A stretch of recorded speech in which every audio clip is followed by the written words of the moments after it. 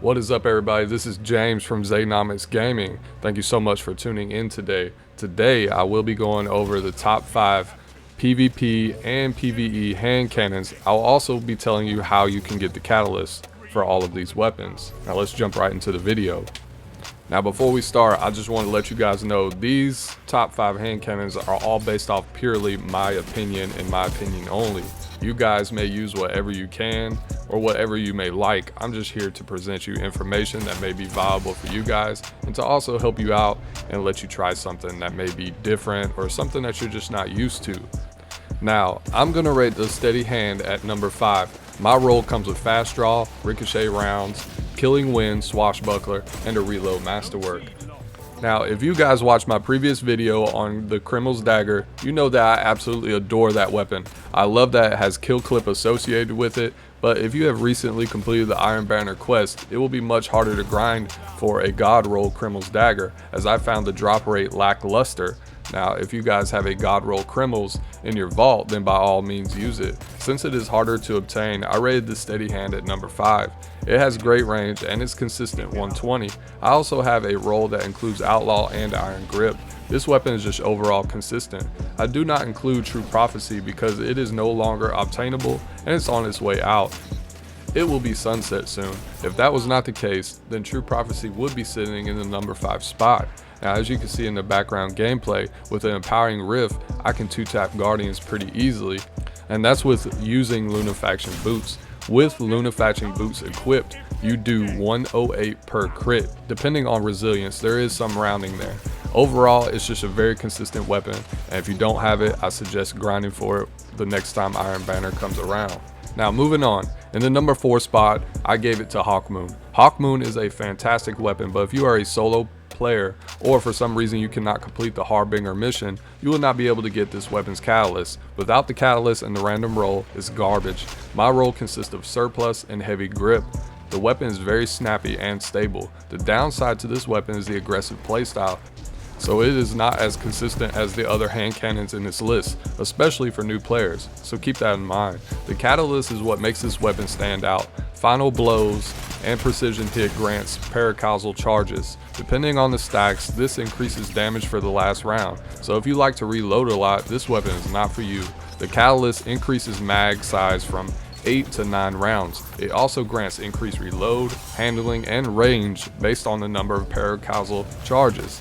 This weapon is fun to play with, but not a DPS king, and this weapon is only valuable for skilled players. The catalyst can be completed easily in the Altar of Sorrows. Now, if you play a lot of Trials, I would not take Hawkmoon into Trials, maybe once or twice just to see how it feels, but personally, if you're on a big map or any type of ranged map, you're going to want to use a 120. That's what everyone's pretty much using now, and at the same time, you're only going to get the advantage of the catalyst if you're playing against more people, and since it's only 3 versus 3, you're going to have a hard time stacking those paracausal charges.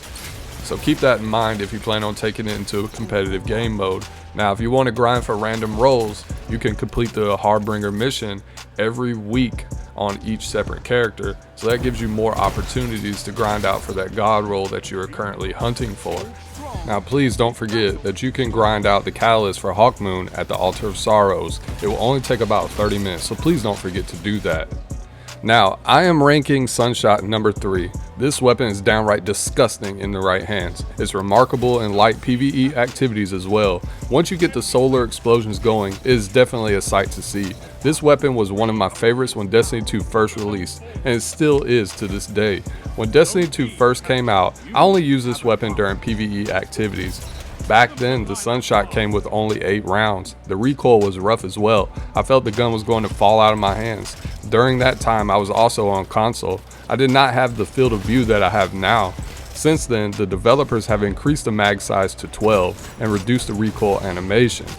This is the only 150 left in the game. I'm sure most of you know that Bungie removed that specific archetype. This weapon fires explosive shots. It's similar to explosive payload. However, on a kill you create devastating solar splash damage. In this gameplay footage, I'm utilizing Stasis. Paired with the dust-filled grenade, I am able to slow enemies and bunch them together to ignite those juicy explosive kills. The catalyst also increases the range and stability. This weapon provides pure enjoyment, the balance between power and fun. I enjoyed this weapon so much that I use this weapon the most on this list. However, there are a few drawbacks to the Sunshot. Number 1 is the recoil. Bungie has tweaked it and is a lot better than previously, but it can still be a bit aggressive for new players or players who typically don't use hand cannons.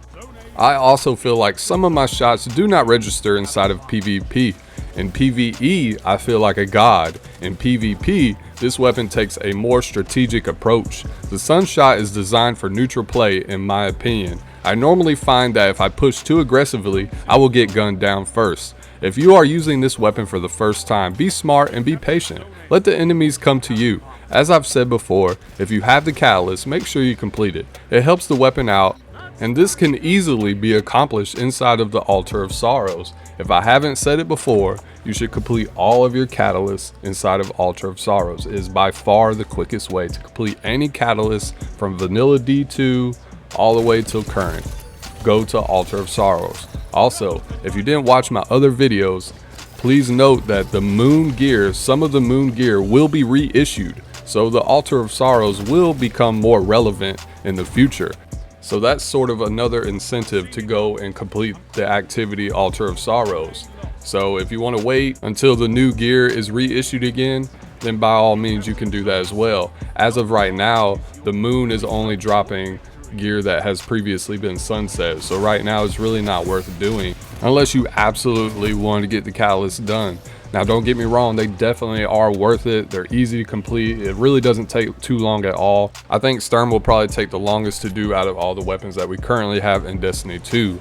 Now moving on, I'm giving the number 2 spot to Crimson. Crimson is absolutely amazing. I finally pulled this weapon out of my vault. I grinded for this catalyst actually yesterday. Took about 3 runs on Altar of Sorrows activity.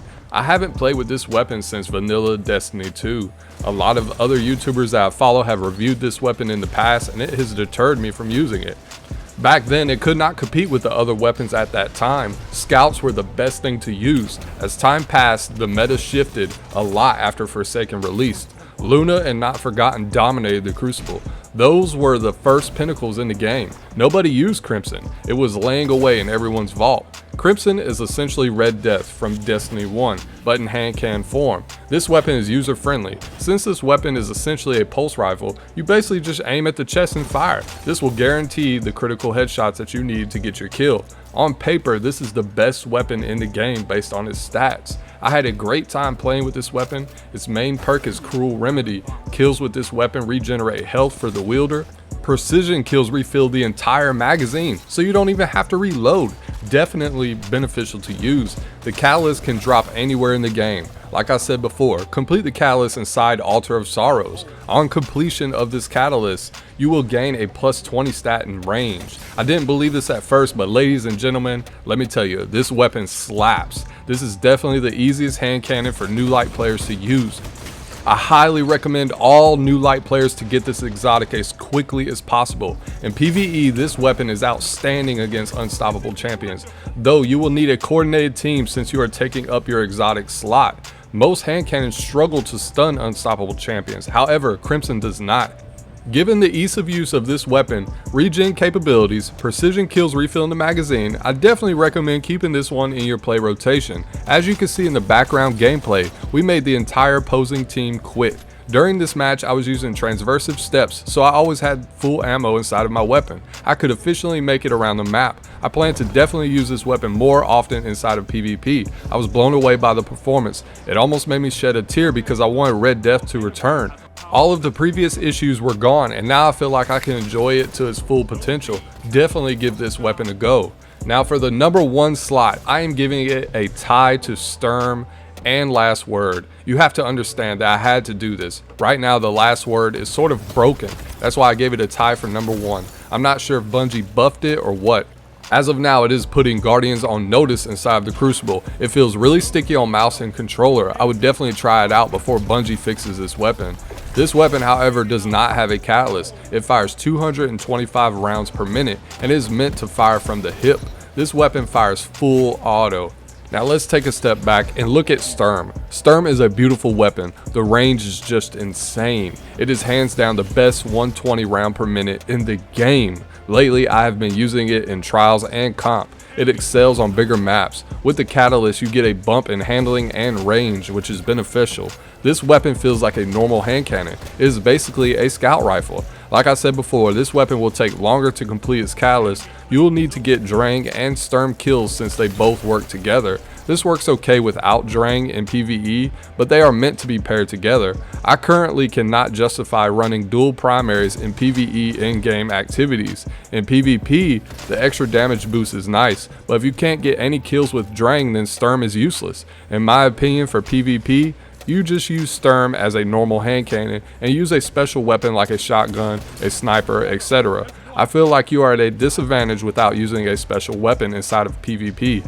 Bottom line, Sturm is king on big to mid-range maps, but the last word is great on short-range maps. Once again, I am only claiming them both for number 1 because the last word right now is kind of broken. Go use it before Bungie fixes it.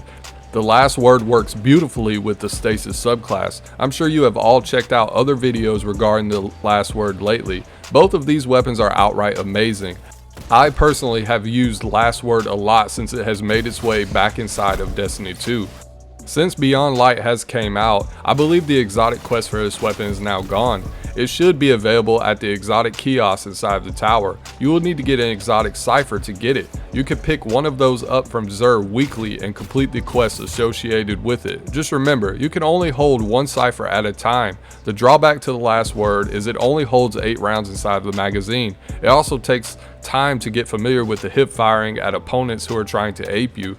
It definitely takes a lot of skill to use the last word. However, since Sturm has a crazy mag size and is easier to use and a crazy range, Sturm is more sought after for new players or players who prefer range and a dose of forgiveness. The last word does not have any forgiveness in it. Let me know in the comments down below what hand cannon you believe reigns king inside of Destiny 2. I respect all of your opinions, as you should respect mine. Now, I do have a honorable mention, and this honorable mention is a legendary hand cannon, though I did not include it in my top 5 because very soon it will be sunset, which is unfortunate. I plan to make a video based on sunsetting and how Bungie can fix the game in the weeks to come.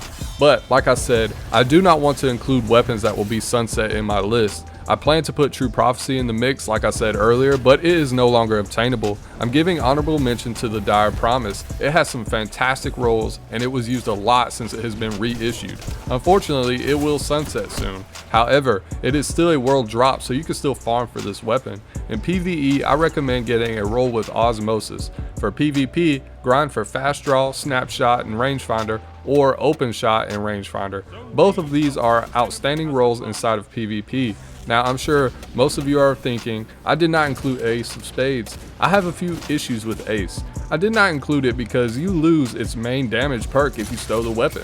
I'm not sure why, but that's just how it is. Hawkmoon is not that way. I don't understand why they made Ace perform in that way.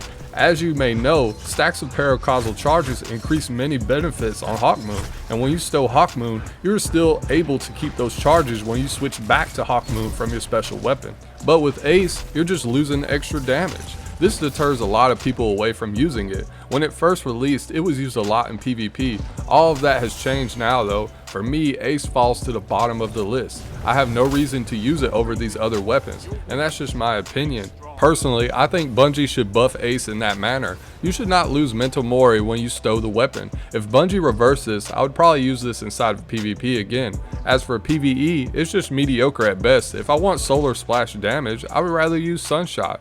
Unfortunately, sunsetting sucks. That is why there aren't many legendaries in my top 5 aside from the Steady Hand. Posterity makes a close run at the list, but 180s don't perform well in competitive game modes. They're just okay. 180 hand cannons dominated for a long time after Forsaken released. Now they aren't worth using. For a while there, you would always be bombarded with Luna's Howl or Not Forgotten. Those two weapons reigned supreme, and now all of a sudden, since sunsetting has started, Not Forgotten has been forgotten. For those of you that did not get Luna's or Not Forgotten during its pinnacle time where 180s were just so dominant before Bungie nerfed it, I feel bad for you guys. Those two weapons were just so iconic. They ruled, in my opinion, and it's unfortunate that a lot of players didn't get to play with it. Personally, I think it's a slap in the face that they have those weapons for sale inside of the tower. A lot of people that didn't get to use them, they can buy them now, but they're useless. You can't use it in trials, you can't use it in in-games activity. All of those old pinnacle weapons that they have for sale now are useless. It's pretty much just a collector's item that's just sitting in your vault. And even now that you can buy them, they're not even relevant inside of the Crucible anymore. Hopefully really soon Bungie will release pinnacle weapons back into the game again, and you guys will actually experience the power that they claim they're putting forth before us.